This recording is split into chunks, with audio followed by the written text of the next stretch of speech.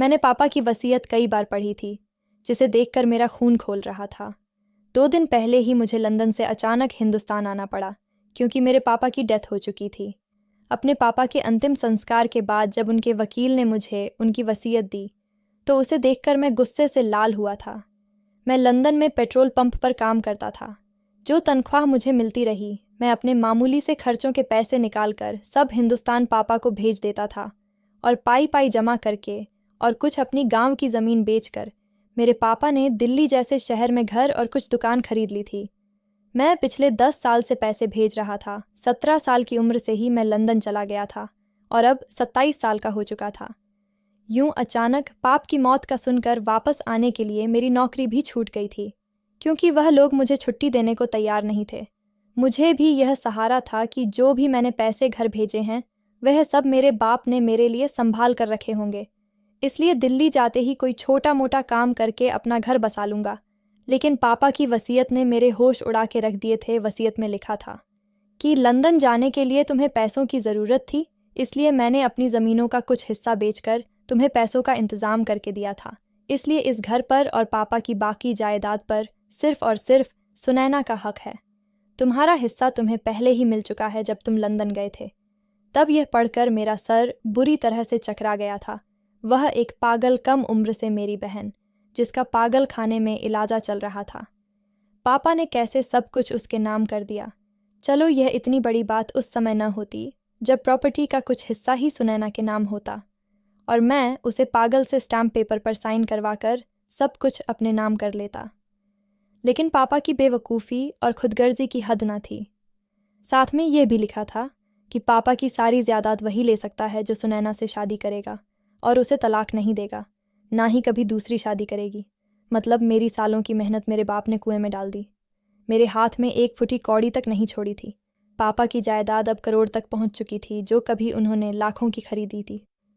पापा की वसीयत पढ़कर मेरा गुस्से से बुरा हाल था। भला इस तरह की वसीयत का क्या मकसद था? पापा किसी गैर को कैसे अपनी जायदाद दे सकते थे? चलो, मैं सुनैना की शादी किसी से करवा भी देता, तब भी मेरे हाथ तो कुछ भी नहीं आना था, क्योंकि मुझे तो अपने ही बाप के घर में रहने की इजाज़त तक ना थी।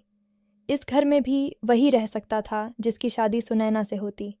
ये अजीबोगरीब वसीयत के साथ एक खत भी था जो पापा ने मेरे नाम लिखकर छोड़ा था। लेकिन मुझे पापा पर इस कदर गुस्सा था, मैंने सब कुछ एक दराज में फेंक दिया। पापा का लिखा हुआ आखिरी खत मुझे पढ़ने का मन ही नहीं हुआ।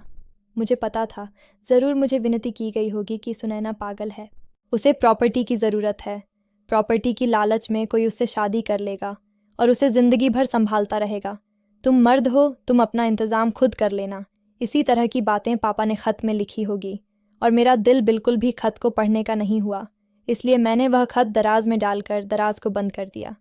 दूसरे दिन वह वकील मेरे पास आया और कहने लगा, आपको यह घर खाली करना पड़ेगा। आप इस घर में सिर्फ़ और सिर्फ सुनैना की मौजूदगी और उसकी रजामंदी से ही रह सकते हैं। मैंने गुस्से और हैरत के मिले जुले भाव से कहा कि वह पागल है, उसके अंदर इतनी समझ नहीं कि वह अपनी रजामंदी बता सके। और फिर मैं उसका भाई हूँ, यह मेरे भी बाप का घर है। मेरी बात सुनकर वकील कहने लगा कि वसीयत भी आपके ही बाप की बनाई हुई है। आपके पास आज शाम तक का समय है, या तो सुनैना को आप वापस इस घर में लेकर आओ, या फिर मैं शाम को आपको इस घर से निकाल कर घर को ताला लगा दूंगा। वकील यह कहकर वहाँ से चला गया और मेरा जी चाहा अपना सर दीवार पर दे मारूं। सुनैना उम्र में 22 साल की थी, लेकिन इसकी अकल 10-12 साल के बच्चे की थी। फिर गुस्से में उसे चीज़ उठा उठाकर मारने की भी आदत थी। मैं कैसे उसे घर लेकर आ सकता था? वह तो मेरे पीछे से मोहल्ले के बच्चों का जीना दुश्वार कर देती। मैं अंदर ही अंदर बहुत ज़्यादा परेशान हो चुका था, लेकिन मेरे बाप ने मेरे पास दूसरा कोई रास्ता नहीं छोड़ा था। मैं दोपहर को ही सुनैना को लेने मेंटल हॉस्पिटल पहुंच गया था और डॉक्टर से कहा कि मैं सुनैना का भाई हूं और उसे वापस ले जाने के लिए आया हूं। डॉक्टर पहले तो राज़ी नहीं हो रहा था। सुनैना को मेरे साथ भेजने के लिए कहने लगा, सुनैना के फादर ने सुनैना को यहाँ एडमिट कराया है, हम उनकी रजामंदी के बगैर सुनैना को आपके साथ नहीं भेज सकते। मैंने डॉक्टर से कहा, मैं सुनैना का भाई हूँ और मेरे पापा की डेथ हो चुकी है, इसलिए अब सुनैना की देखभाल करने की जिम्मेदारी मेरी है। मेरी बात सुनकर भी पता नहीं क्यों डॉक्टर सुनैना को मेरे साथ भेजने के लिए बिल्कुल भी राज़ी नहीं हो रहा था। और जब मैंने डॉक्टर को धमकी दी कि तुम मुझे मेरी बहन को यहाँ से ले जाने के लिए नहीं रोक सकते। मैं तुम्हारी कंप्लेंट करूँगा। तब डॉक्टर थोड़ा लाइन पर आया और सुनैना को मेरे साथ भेजने पर राज़ी हुआ।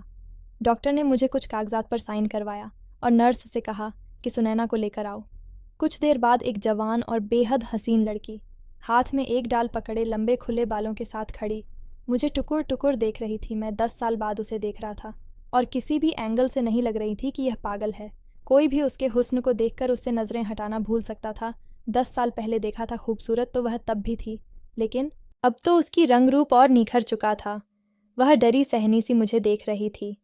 डॉक्टर ने कहा, यह तुम्हारे भाई हैं, ये तुम्हें लेने आए हैं।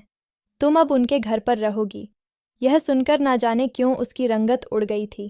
कहने लगी, मुझे कहीं नहीं जाना, मैं सिर्फ अपने पापा के पास जाऊंगी। मुझे मेरे पापा के पास ले चलो। पापा के अलावा मैं किसी के पास नहीं जाऊंगी। सब मुझे मारते हैं। मैं कौन सा उसे अपने घर पर लाना चाहता था। उसे घर ले जाना बस मेरी बहुत बड़ी मजबूरी थी। मजबूरन मुझे खड़े होना पड़ा। मैं सुनैना के सामने गया। मैंने कहा, सुनैना, मैं तुम्हारा आशी भाई। देखो, गौर से देखो और मुझे पहचानो। मैं तुम्हें पापा के पास भी ले चलूँगा, लेकिन फ़िलहाल अभी तुम्हें मेरे साथ मेरे घर पर रहना होगा। पापा अभी बाहर गए हैं, जब आ जाएंगे तो तुम्हें पापा के पास भी ले जाऊँगा। जब मैंने उसे याद दिलाया तो वह मुझे गौर से देखने लगी और फिर शायद मैं उसे याद आ गया था। वह एकदम खुशी से चौंकी थी। सुनैना ने एकदम से कहा, आशी भाई? मैंने कहा, हाँ, तुम्हारा आशी भाई। और फिर मैंने जेब से चॉकलेट निकली, जिसे देखकर उसकी आंखों में चमक आ गई थी। मैंने कहा, सुनैना, मेरे साथ चलो। मेरे पास ऐसी बहुत सारी चॉकलेट्स हैं, मैं तुम्हें वह सारी दे दूंगा। मेरी बात सुनकर उसने मेरे हाथ से चॉकलेट ली और मेरे साथ जाने को तैयार हो गई। मैं उसे सबसे पहले बाजार ले गया। उसे अच्छी अच्छी कई ड्रेस खरीद कर दी। वकील के आने से पहले उसका होलिया मैं कुछ ठीक कर देना चाहता था। वह मेरे साथ बहुत खुश थी। मैंने उसके लिए कुछ अच्छी ड्रेस खरीदी, लेकिन जैसे ही वापस जाने लगा, सुनैना की नज़र एक टॉय शॉप पर जाकर टिक गई। कहने लगी, आशी भाई, मुझे खिलौने लेने हैं। वह मुझे आशीष कहने के बजाय आशी भाई कहकर बुलाया करती थी। मैं उसे टॉय शॉप पर ले गया। मुझे लगा वह एक डोल खरीदेगी, लेकिन उसने तो बहुत से अलग अलग तरीके के खिलौने उठाने शुरू कर दिए। मेरे पास इतने पैसे फ़िलहाल जेब में नहीं थे। मैंने सुनैना को बड़े प्यार से कहा, अभी तुम कोई एक डोल ले लो, मैं तुम्हें कल बहुत सारे खिलौने लेकर दूंगा। लेकिन वह ज़िद करने लगी और फिर मुझे सुनैना पर गुस्सा सा आने लगा। मैंने उससे सारे खिलौने छीन कर वापस रखा। उसका हाथ पकड़कर उसे ज़बरदस्ती गाड़ी में बैठकर घर ले आया। वह किसी बच्चे की तरह ज़िद कर रही थी और ज़ोर ज़ोर से रो रही थी। मैं 1 घंटे में ही उस पागल लड़की की हरकतें देखकर परेशान हो चुका था। मुझे अपने मरे हुए बाप पर भी गुस्सा आने लगा था। ना जाने मुझे किस मुसीबत में डालकर चला गया था कि मैं उसकी दूसरी पत्नी की पागल बेटी को संभालता रहूं, मजबूरन उसे बर्दाश्त करूं। सुनैना मेरी सौतेली माँ के पहले पति से थी। मैं 10 साल का था जब मेरी माँ इस दुनिया से चली गई थी। मेरे पापा ने दूसरी शादी की। मेरी सौतेली माँ जब दुल्हन बनाकर इस घर में आई तो वह 3 साल की बच्ची को भी वह साथ लाई थी, जो देखने में कोई जापानी गुड़िया जैसी लगती थी, लेकिन थी ज़रा बावली सी। मेरे पापा ने मुझसे कहा था, सुनैना तुम्हारी बहन है, इसे आज से अपनी बहन समझना। लेकिन मैंने गुस्से से कह दिया था कि यह लड़की मेरी बहन नहीं है। मैं कभी बहन नहीं मान सकता। मुझे ना तो सौतेली माँ कभी अच्छी लगी थी, ना ही मेरी वह सौतेली बहन। मैं उन दोनों माँ बेटी से बिल्कुल भी बात नहीं करता था। खाना खाने के बाद या कमरे में चला जाता है या फिर बाहर अपने दोस्तों के साथ चला जाता। स्कूल से आने के बाद मेरा यही रूटीन होता था। मैं हमेशा दोनों माँ बेटी को इग्नोर करता था, लेकिन मुझे इस सुनैना नाम की बच्ची से नफ़रत उसे समय महसूस होने लगी जब मेरा सगा आप मेरे बजाय उससे ज़्यादा मोहब्बत करता था। उसे गोद में उठाया उठाया फिरता जैसे वो उसकी सगी बेटी हो, और मैं सौतेला। ये सब देखकर मेरा खून खौल उठता था। जब मैं अपने पापा को पागल लड़की से प्यार करते देखा तो मुझे न जाने क्यों उससे चिढ़ हो गई थी। एक बार जब मैं छोटा था तो अपने खिलौनों से खेल रहा था। जब वह मेरे खिलौने लेने की ज़िद करने लगी, मैंने कहा, खबरदार, जो मेरे खिलौने को हाथ भी लगाया तो। लेकिन वह ज़ोर ज़ोर से रोने लगी और ज़िद करने लगी। मैंने उसके मुंह पर ज़ोर से एक थप्पड़ मार दिया। मेरा थप्पड़ इतनी ज़ोरदार था कि वह दूर जाकर गिरी थी। इस वक्त मेरे पापा घर में दाखिल हुए थे। यह देखकर मेरी सौतेली माँ भी मुझे घूरने लगी और पापा ने मुझे बहुत ज़ोर का थप्पड़ मारा। तुम्हारी हिम्मत कैसे हुई मासूम से बच्ची पर हाथ उठाने की? बस उसके बाद मुझे सुनैना से नफ़रत सी होने लगी थी। जैसे जैसे समय गुजरता गया, मेरी नफ़रत भी उस पागल के लिए बढ़ती ही रही। फिर मैं 17 साल की उम्र में ही अपनी पढ़ाई को बाय बाय कहा और पापा से ज़िद करने लगा कि मुझे लंदन जाना है। वहाँ मेरा एक दोस्त अपने बाप के साथ गया था, मैं भी उनके साथ चला गया। कोई डिग्री मेरे पास नहीं था, इसलिए पेट्रोल पंप की जॉब कर ली। अब 10 साल बाद आया, तब भी मेरे बाप ने सगे बेटे की बजाय सब कुछ उस सौतेली बेटी को दे दिया था। वह अभी मुझसे ज़िद कर रही थी और मुझे उस पर गुस्सा आया कि मैं उसके मुंह पर खींच के थप्पड़ मार दिया। लेकिन मैं नहीं जानता था ये थप्पड़ मेरे लिए इतनी बड़ी मुसीबत बन जाएगा। वह ज़ोर ज़ोर से चीख कर रोने लगी थी। घर आकर भी उसका रोना कम नहीं हो रहा था। शाम हो चुकी थी, वकील किसी भी समय घर पहुंच सकता था। अब मुझे अपने किए पर गुस्सा आया कि क्यों इस मुसीबत को थप्पड़ मार दिया। मैंने फिर सुनैना के पास आ गया। मैंने कहा, सुनैना देखो, मैं तुम्हें कल बहुत सारे खिलौने लाकर दूंगा, अभी चुप हो जाओ। लेकिन वह किसी छोटे बच्चों की तरह रोए जा रही थी। आशी भाई गंदा है, मुझे थप्पड़ मारा है, वह रोते हुए कहने लगी। मैं पापा को बताऊंगी, उन्हें घर आने दो। उस पागल को ये तक मालूम नहीं था कि पापा मर चुके हैं। बड़ी मुश्किल से मैंने उसे चुप करवाया था। 2-3 चॉकलेट खाकर ही वह चुप हुई थी। फिर मेरे कहने पर उसने मुंह हाथ धोकर अपने कपड़े बदल लिए थे। अगर वह चुप होती तो बड़ी अच्छी लगती थी। कोई उसे देखकर पागल नहीं समझ सकता था, लेकिन थी तो वह पागल ही। खैर, वकील घर पहुंचा तो सुनैना से पूछने लगा कि आशीष का रवैया तुमसे कैसा है। यह सुनकर सुनैना ने मुझे घूरते हुए देखा। मेरी तो जान ही निकल गई थी कि कहीं यह ना बता दे कि मैंने उसे थप्पड़ मारा है।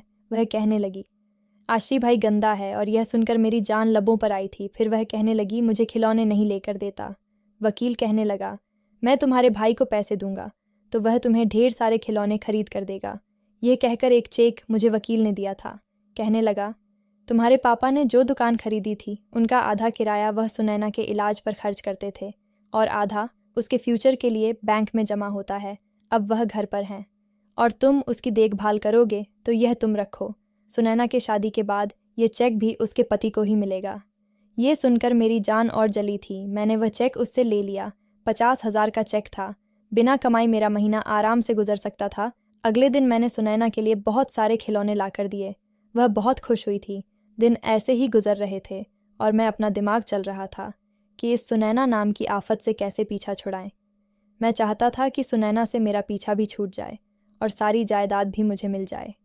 फिर मैंने अपने एक बहुत ही भरोसेमंद दोस्त से बात की कि मुझे कोई बेवकूफ़ सा लड़का चाहिए जिससे मैं अपनी बहन की शादी करवा सकूं और फिर उससे सारी जायदाद वापस मेरे नाम करवा सकूं।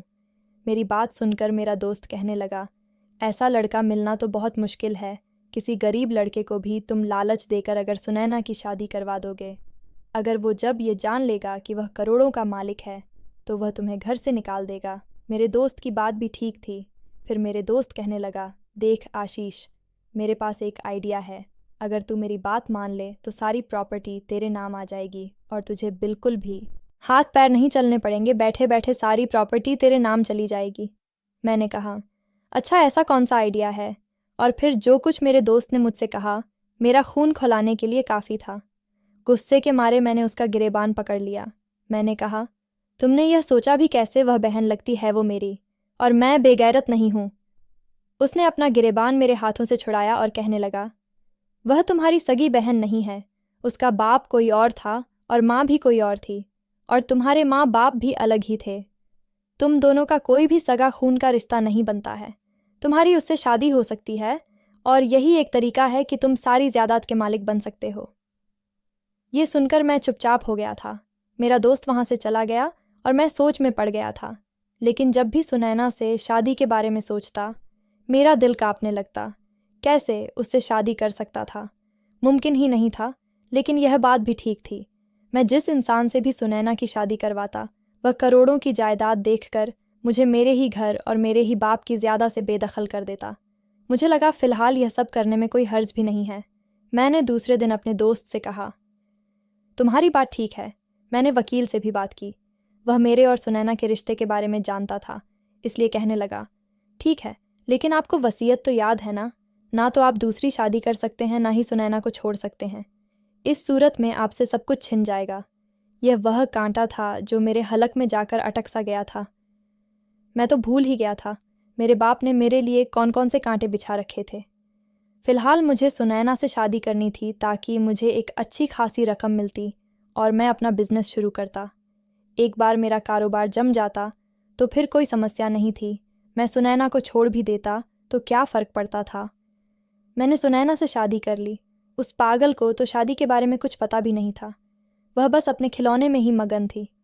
शादी के बाद मैंने वकील से एक अच्छी खासी रकम की डिमांड रख दी, जो कि मुझे मिल भी गई थी।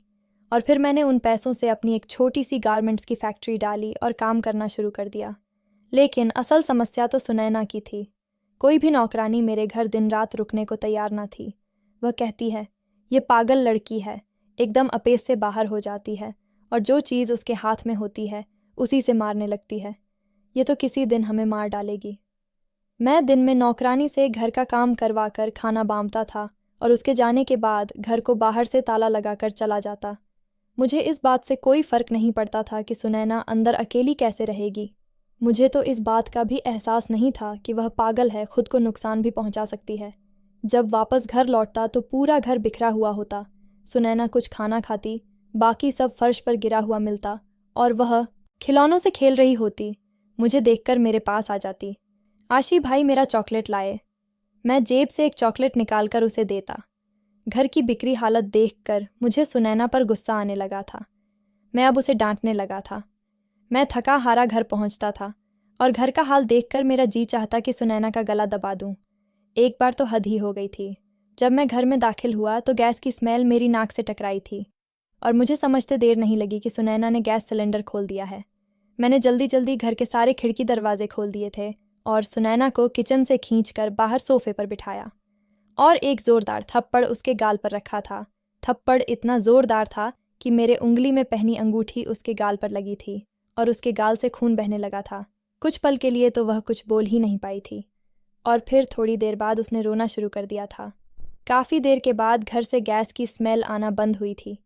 फिर भी मैंने उसे सोफे से उठने नहीं दिया था और उससे बार बार मैं सवाल कर रहा था, फिर तुमने सिलेंडर खोला क्यों? वह रोते हुए बताने लगी, मुझे भूख लगी थी और सारा खाना गिर गया था। मैं खुद से खाना बनाने किचन में गई थी, लेकिन मुझे गैस जलाना नहीं आ रहा था। उस दिन मुझे एहसास हुआ कि सुनैना को घर पर अकेला छोड़ना कितना खतरनाक हो सकता है, लेकिन मैं कर भी क्या सकता था। उस दिन के बाद मैं एक काम करना शुरू कर दिया कि बीच बीच में मैं घर का 1-2 चक्कर लगा लेता, लेकिन सुनैना को बंद करके जाना मेरी मजबूरी थी। एक रात में गहरी नींद सो रहा था जब बादलों की ज़ोरदार आवाज़ पर मेरी आंख खुली थी। बाहर बारिश के शोर से मुझे एहसास हुआ बाहर बहुत तेज़ बारिश हो रही है। इस समय मेरे कमरे का दरवाज़ा यूं खटका जैसे भूचाल आ गया हो। मैंने जल्दी से उठकर दरवाज़ा खोला। सुनैना बाहर सामने बदहवास से खड़ी थी। चेहरे की रंगत उड़ी हुई थी, बहुत ज़्यादा डरी हुई लग रही थी। मुझे देखते ही मेरे गले लग गई। मैं तो एकदम जम सा गया था। अब जबकि सुनैना के साथ मेरा रिश्ता बदल गया था तो सुनैना की हरकत पर मेरी दिल की धड़कनें अजीब तरह से धड़क उठी थीं। मैंने एक झटके से सुनैना को खुद से दूर करना चाहा। मैंने गुस्से से सुनैना से कहा, सुनैना ये क्या हरकत थी? सुनैना कहने लगी, आशी भाई मुझे डर लग रहा है। मैंने कहा, पीछे तो हटो और मुझे भाई मत कहा करो, सिर्फ आशी कहकर बुलाया करो। लेकिन सुनैना बहुत ज़्यादा डरी हुई थी। उसे इतना डरा हुआ देखकर मैंने पूछा, सुनैना क्यों डर लग रहा है? किस लिए डर लग रहा है? वह मुझसे अब भी चिपकी हुई थी। मैंने मुश्किल से उसे खुद से जुदा किया था। बारिश से डर लग रहा है। वह बुरी तरह से कांप रही थी। उसकी हालत यह थी कि ना जाने उसे क्या हो जाएगा। मैंने उसे अपने बेड पर लेटा दिया। वह मेरा हाथ पकड़कर लेट गई। कुछ देर में वो सो गई थी, लेकिन मुझे नींद नहीं आ रही थी। इस बात में कोई शक नहीं था कि वह बहुत खूबसूरत थी। मैं जितना यह चाहता कि उसकी तरफ ना देखूं, लेकिन मेरी नज़र पूरे कमरे में घूम फिर कर इस पर जाकर टिक जाती। मैं जब देखा कि वह गहरी नींद सो गई है तो अपना हाथ उसके हाथों से खींचा और सोफे पर जाकर लेट गया। काफ़ी देर तक सोने की कोशिश करता रहा, लेकिन नींद नहीं आ रही थी। वह पूरी गहरी नींद में जा चुकी थी। मैं उठकर बाहर हॉल में आ गया और वहीं सोफे पर लेटकर सो गया। उन्हीं दिनों मेरी फैक्ट्री में एक लड़की जॉब करने लगी थी जो अच्छी खासी खूबसूरत थी। मुझे भी अच्छी लगने लगी थी। बहुत जल्द ही हम एक दूसरे से शादी करने का इरादा रखते थे। एक बार मैं उसे अपने घर ले गया। उसे देखकर सुनैना के माथे पर बल पड़ गए थे। कहने लगी, ये मेरे घर क्यों आई है? इसे बाहर निकालो। ये सुनकर मीरा मुझे देखने लगी। कहने लगी, आशीष तुमने क्यों एक पागल लड़की को घर में रखा हुआ है? मैंने कहा, मेरी मजबूरी है। और फिर मैं मीरा से कुछ नहीं छुपाया, सब कुछ उसे बता दिया। मीरा कहने लगी, जल्द से जल्द इसे अपना पीछा छुड़ाओ, मैं शादी के बाद इसे बिल्कुल भी बर्दाश्त नहीं करूँगी। मैं यह सुनकर चुप हो गया था। मैं मीरा को पसंद करने लगा था, इसलिए मेरी कोशिश थी कि जल्द से जल्द मेरा काम जम जाए तो मैं सुनैना से पीछा छुड़ा लूँ। फिर मुझे मीरा ने एक मशवरा दिया कि मैं सुनैना को जहर देना शुरू कर दो। इस पागल लड़की की भी कोई ज़िंदगी है क्या? इसका तो मर जाना ही अच्छा है। इस तरह से मेरी ज़िंदगी में मुश्किलें कम हो सकती थीं और स्लो पॉइज़न से किसी को मुझ पर शक भी नहीं होगा। मुझे मीरा का यह मशवरा अच्छा लगा। मैं ऐसे ही दवा सुनैना के खाने में मिलाकर उसे देने लगा। कभी उसे वह पाउडर आइसक्रीम में डालकर दे देता और कभी खाने में मिलाकर दे देता। मैं भी यही चाहता था कि वह मर जाए। खैर, समय यूं ही गुजरने लगा। एक बार जब मैं घर में दाखिल हुआ, मुझे सुनैना की सिसकियों की आवाज़ आ रही थी, लेकिन मुझे वह कहीं भी नज़र नहीं आ रही थी। मैंने उसे पुकारा, लेकिन वह सामने नहीं आई। वह शायद अपने कमरे में थी, क्योंकि उसके रोने की आवाज़ वहीं से आ रही थी। मैं जब उसके कमरे का दरवाज़ा खोला और मैं अंदर दाखिल हुआ तो मेरी ही जान निकल गई थी। वह एक कोने में डरी सहमी जिस हाल में बैठी थी, मुझे उसे देखकर शर्म आई थी। उसके कपड़े बुरी तरह फटे हुए थे, उसके कमरे का सामान बिखरा हुआ था, उसके बाल भी बिखरे हुए थे। उसका हुलिया को और उसकी हालत को देखकर मुझे यह समझने में ज़्यादा देर नहीं लगी थी कि कोई उसकी इज्जत को तार तार कर गया था। वह मुझे देखकर डर रही थी, कहने लगी, जाओ यहाँ से, मुझे मत मारो, मैं पापा को बताऊंगी, तुमने मुझे बहुत मारा है। ये कहकर वो रोने लगी। पहली बार मुझे उसकी यह हालत देखकर दुख हुआ था। ऐसा लगा जैसे किसने मेरे दिल को मुट्ठी में जकड़ लिया हो। पता नहीं क्यों उसकी हालत का जिम्मेदार मैं खुद को ठहरने लगा। मैंने उसके ऊपर बेड पर पड़ी चादर उठाकर डाल दी, फिर उसके पास आकर बैठ गया। मैंने कहा, मेरे पीछे से कोई आया था। सुनैना, कौन आया था? बताओ मुझे, बस सुनैना, मुझे बता दे वह आदमी कौन था। मैं उसका खून पी जाऊंगा। जिसने उस मासूम सी लड़की के साथ यह जुल्म किया था, वह बहुत डरी हुई थी। कभी ना मैं सिर हिलाने लगती तो कभी हाँ में। मैंने कहा, मुझे बताओ, मैं उसे बहुत मारूंगा। फिर वह दोबारा रोने लगी, कहने लगी, मेरे पापा को बुला दो, मुझे पापा के पास जाना है। मैंने कहा, तुम बताओ कौन आया था, मैं पापा को ले आऊँगा। वह घर में अकेली होती थी। यह बात सारे मोहल्ले वाले जानते थे। यकीनन जो कोई भी था इसी मोहल्ले से था। सुनैना कहने लगी, वह जो दूध लेकर सुबह आता है वह आया था। आशी भाई, उसने मुझे बहुत मारा था। ये देखो मेरे कपड़े। ये कहकर वह अपने फटे बाजू दिखने लगी। उसका चेहरा, उसके बाजू सब जख्मी थे। पहली बार मुझे उस पर तरस आया था। मैंने प्यार से उसके बालों को सहलाया, उसके जख्मों पर दवा लगाई, सुनैना को अपने गले से लगाया। शायद उसे इसी चीज़ की ज़रूरत थी, एक पनाह की, एक सुरक्षा का एहसास दिलाया। जिस तकलीफ़ से वह दो चार थी, मेरी ज़रा सी मोहब्बत और तवज्जो पर रोने लगी।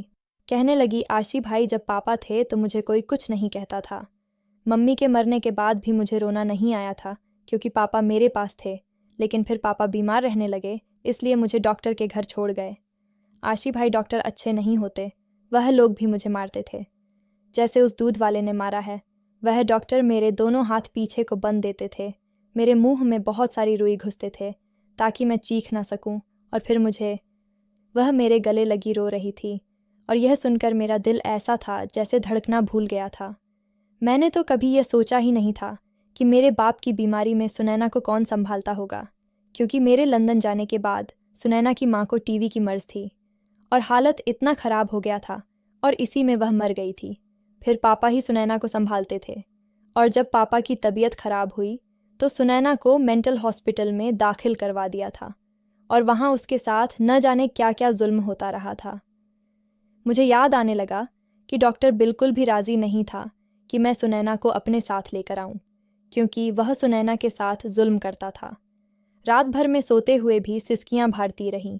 कभी नींद में डरने लगती तो कभी रोने लगती। यही कहती, मेरे पास मत आओ, मैं पापा को बता दूंगी, वह तुम्हें मारेंगे। पहली बार मुझे यह लगा कि जो मैंने उस बेजुबान और मासूम लड़की के साथ कर रहा हूँ वह बहुत बड़ा जुल्म है। मैं अपनी ज़िंदगी की खातिर उसे जान से मारने की तरकीबें सोच रहा था। मुझे अब अपने पापा की वसीयत समझ आई थी। उन्होंने क्यों मुझे इतना पाबंद किया था। अचानक ही मुझे पापा का लिखा हुआ वह खत याद आया। मैंने उठकर अलमारी का दराज खोला और वह खत निकला जो उस वसीयत के साथ था। उसे खोल कर देखा तो मेरे पापा ने मुझे हाथ जोड़कर विनती की थी कि तुम सुनैना से शादी कर लेना, उसे सुरक्षा देना, क्योंकि मुझे तुमसे ज़्यादा किसी और पर भरोसा नहीं है कि वह सुनैना को पनाह दे सकता है। कोई सुनैना की प्रॉपर्टी के लालच में उससे शादी तो कर लेगा, लेकिन उसे वह मोहब्बत और प्यार तवज्जो नहीं दे सकेगा जो तुम दे सकोगे। सुनैना मेरी सगी बेटी तो नहीं है, लेकिन मैंने हमेशा उसे बेटी बनकर पाला है। उसकी मरती हुई माँ से वादा किया था कि मैं सुनैना को कभी अकेला नहीं छोड़ूंगा। जब मैं बीमार था तो सुनैना की देखभाल की परेशानी होने लगी थी। मैं अकेला बीमार इंसान सुनैना की देखभाल नहीं कर सकता था। और फिर मैंने तुम्हें कई बार कॉल किया कि तुम वापस हिंदुस्तान आ जाओ, लेकिन तुम मेरी बात को हर बार इग्नोर कर देते थे कि तुम्हें छुट्टी नहीं मिल सकती। तुम्हारा इंतज़ार करते करते मैं मौत की दहलीज पर आकर खड़ा हो गया हूँ। सुनैना का इस भरी दुनिया में कोई नहीं है।